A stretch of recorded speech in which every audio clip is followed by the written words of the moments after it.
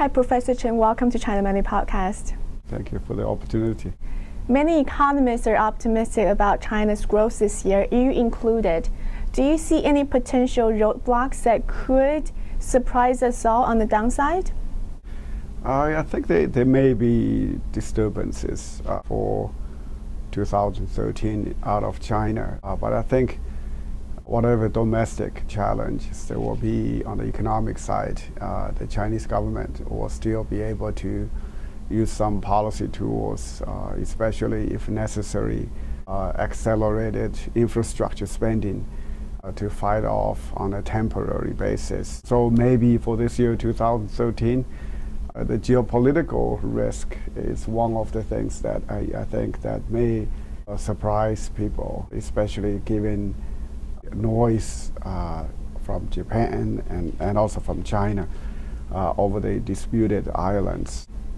I'm very worried about such risk factors. Now, looking at the long term, in the US, the idea of a new normal, meaning lower economic growth, higher unemployment rate, has been pretty much accepted. Do you see China going into a period of its own form of new normal, of much lower economic growth in the next 10 years? I think it's highly unlikely for there to be a smooth transition from the old normal for China, meaning high growth in excess of 8% or 9% a year, to a low growth new normal.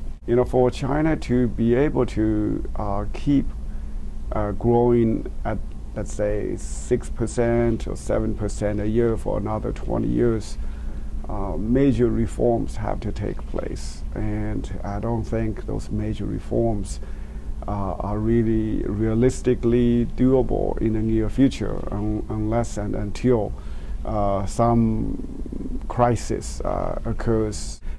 So when growth finally really slows down in China, then corporate loans and local government loans will become a major problem for the banks.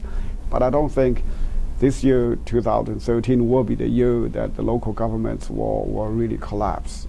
They can still play it along for another 1 or 2 years. That's why it will take maybe a year or 2 or 3 more years for the fiscal crisis in China to become to really surface. From a foreign investor's perspective, where do you see attractive investment opportunities in China this year? Is it the H-share market or the A-share market? For the last 20 to 30 years, the best investment strategy for foreign investors has been to invest in foreign multinational firms from the US and Europe that receive a large fraction of their revenue and profits from China.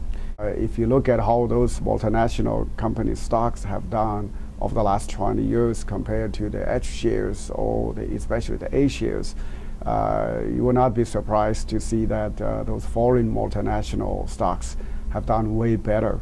I think this overall strategy will still work going forward. But if you really have to invest in Chinese stocks, then maybe for this year, 2013, the A-share market is probably better because the A-share stocks have been depressed. Even though they may be some profit taken by some people, still the valuation level is pretty low. Professor Chen, thank you so much for your time. Really appreciate it. Thank you for the opportunity.